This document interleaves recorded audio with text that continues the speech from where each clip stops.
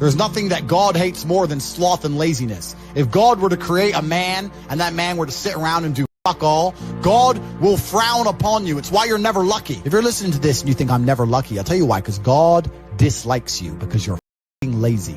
Start to work. Start to show God the beauty of his own creations. You'd be amazed how lucky you'll become. Wow. God is unhappy with these people. And inside their hearts, they're unhappy. We talk about depression, anxiety, all those things you mentioned earlier on this podcast. You loathe your own weakness. You loathe your own laziness. This is what all of these things are. I don't feel depression. How can I feel depression when I'm the most powerful version of me that I could ever be? Most men are walking through life and they don't realize that it's constant competition. Every single pound they want, someone else wants. Every single girl they want, someone else wants. And they're just sitting there floundering and wandering through life, unaware of how competitive the world is. And this is my point. If the world is truly that competitive, you do not have time to be depressed because it's a non-competitive mind state. You could be depressed for X, Y, Z, whatever. I'm not depressed. And I want the money you want, and I want the girl you want, and I want the status you want, and the car you want, and the house you want. And I'm going to get it, and you're not. I don't give a what happens to me in my life. I don't care how bad it is. I don't care if the worst, most heinous things I could possibly imagine happen to me.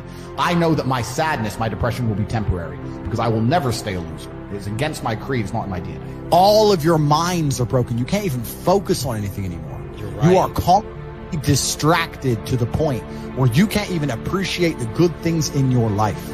You're distracted. Your minds are broken. You need to rewire your mind and resist the slave programming. If you cannot control your own mind, then you are just a feather in the wind of life, because your own mind is the only thing you can control. You can't control the weather. Right. You can't control other people. You can't even control whether your heart stops beating. You might have a heart attack tomorrow. You can't control anything besides what you think. If you cannot control your own mind, then you go through life with zero control, zero influence. You can't control anything. You're just a feather in the wind, waiting for life to blow you from happy place to sad place to happy place to sad place, completely hoping on the gods to be fortunate to you, because if any genuine discomfort comes your way, you're It's so easy to win if you can control your own mind. But it seems that nobody can. Your own father's ashamed of you, and you don't even feel motivated to do it. It's a shame. If you were to go and look your father in the eye and said, you know what, I could have been a UFC champion. I could have been a multi-millionaire. I could have been a race car driver. I could have been a nuclear physicist. Could have done all these things, but I was busy on. You think he's going to be proud of you? No. People who go, yes, I'm wasting my potential. Those are the ones who have potential. The ones who stand up and go, I am wasting my potential. I could be anything, and I am not that yet. They have a chance. This is your prerogative as a man. But you need to be instilled with a sense of duty to your bloodline. You must want it. You need to want it deep inside your soul. I can't die as anything less than emperor. As a man, if you don't make yourself valuable, you have no value. You have to get up and do it. Just like a video game, you start from zero. You have to decide if you want to complete it. You have to upgrade your character. So I find it amazing that men are going to play video games about and waste their time instead of upgrading their character. Everyone knows what to do. You know what you have to do. Right. If you had to become the most dangerous, intelligent, respectable man on the planet, you know you're supposed to go to the gym. You know you're supposed to train, learn how to fight. You know all these things. You don't do them. That's your decision. It's your prerogative. I didn't make that choice. I made the choice to do it all. I decided on it. And every single man watching this can do the exact same thing. Which is why I have very little pity when I do these streams and people think I'm arrogant or I'm rude to people. But if you've made a decision to be less than you should be, then I believe you should be mocked for that. And me as a man, when I put myself through hell, when I have had such exacting, such stringent standards for myself, why would I then have less exacting, stringent standards on the people I meet? Why would I put myself through hell to be me and then meet someone who didn't put themselves through hell and then treat them like my equal? No, fuck you. I suffered when you didn't. So you're not my equal because you decided not to suffer. You have enjoyed comfort when I haven't, and that's fine, but don't expect me to look at you as my equal because you're not, because I put myself through hell. I put myself through hell because I decided to throw comfort away. For 10 years of my life, I was never comfortable. My basic premise is that I refuse to believe in things that take power away from me. The idea, I believe, that if you feel depressed, something is depressing you, and you should try your best to fix it. You should take control of your life and do your best to fix it. Let's say your girl leaves you and you start to feel depressed, but you believe in the idea of depression. You're now going to start diagnosing yourself as clinically depressed, self-hypnosing yourself into hypnotizing yourself into being clinically depressed. And it's amazing how you can speak things into existence.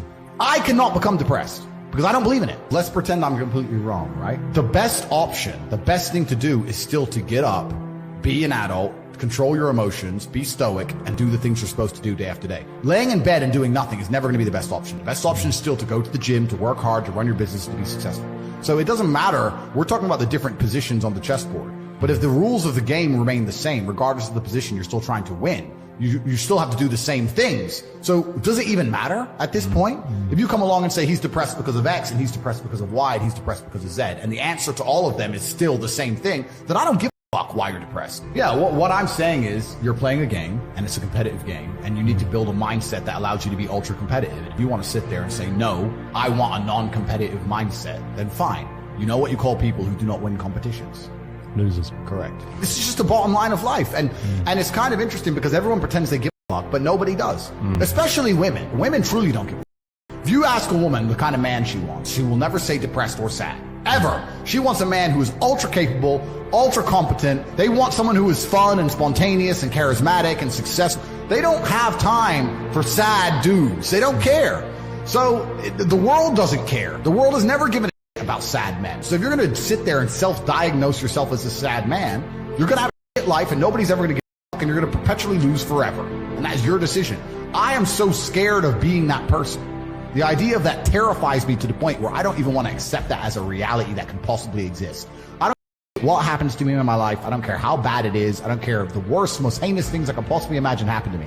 I know that my sadness, my depression will be temporary. Because I will never stay a loser. It's against my creed, it's not in my DNA. So they try and convince you, don't worry if you're being a loser because people feel sorry for you and you'll get attention for it and you'll be okay in the end. And it's all this temporary fixes of dopamine by saying, I'm sad, don't worry bro, you'll be okay. But it's bullshit.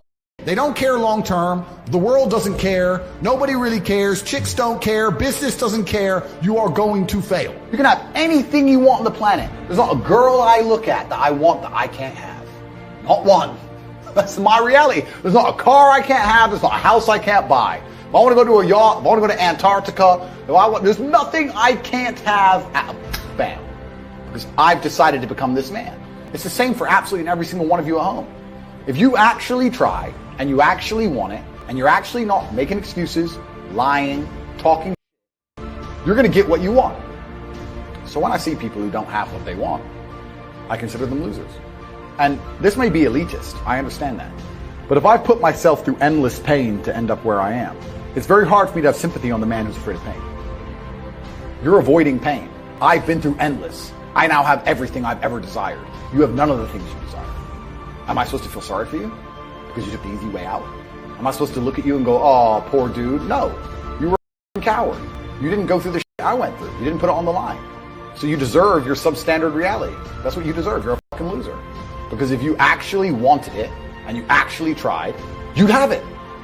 You could have anything you want. Universe is super giving. If you want it, you can have it. If you're sitting there saying, oh, but I tried my best and I still didn't get it, you're lying.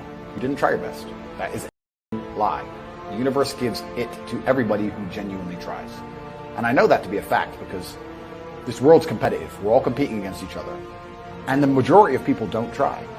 Like I've achieved this amazing life and I've tried very, very hard.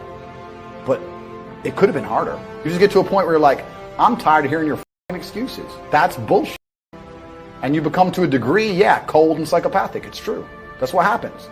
And I get it all the time. I get thousands of emails a day. Everyone I grew up with, people I know, I get it all the time. They'll message me, hey man, just unlucky. You are not unlucky. You are a lazy loser. You are not unlucky. You're breathing. You're lucky. The unlucky ones are gone. You're alive and you are a lazy loser. So a loser is anybody who does not have everything they want at the drop of a hat. That's who I call a loser. When I was broke, I couldn't sleep. I don't know how there's broke people out here sleeping just fine at night.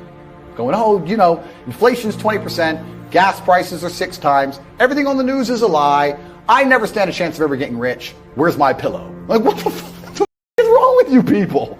I'd go to bed at night as a teenager and think, I looked it up on the internet. It was a Honda Civic Type R. I wanted one. It was like 38,000 pounds. I had no money. I had less than 50 pounds in my bank account. Couldn't afford it. Then I looked up how much a Ferrari cost. 210,000 pounds. And I said to Tristan, my brother, I was like, there are people with 210,000 pounds for a car. How? If I worked my job for 6 years and saved every penny, if I walked to work and didn't eat, I couldn't buy this car. How are people doing this? I couldn't sleep at night when I was broke. I knew that everything was a lie. I knew the Matrix was lying to me. I knew I had to find a way out. I was sitting there going, I refuse to live my human years and be some second-class citizen peasant when there's people out here who get to do whatever the fuck they want. I couldn't tolerate it, and I was so uncomfortable that it gave me the motivation I needed to escape. But the people who go, oh yeah, nice Ferrari, yeah, back to the TV. Dummies, losers. And the thing about the world is, we need losers. I'm not mad at losers. If that's the reality you've chosen to live, you get one spin in this version of life, and you decided you want to be a loser, that's fantastic. But I don't feel sorry for you people, because you deserve it, because it's a decision you made. You made that decision. If you're sitting at home and you say, I don't want to be a loser, you know what to do. I told you how to escape the Matrix.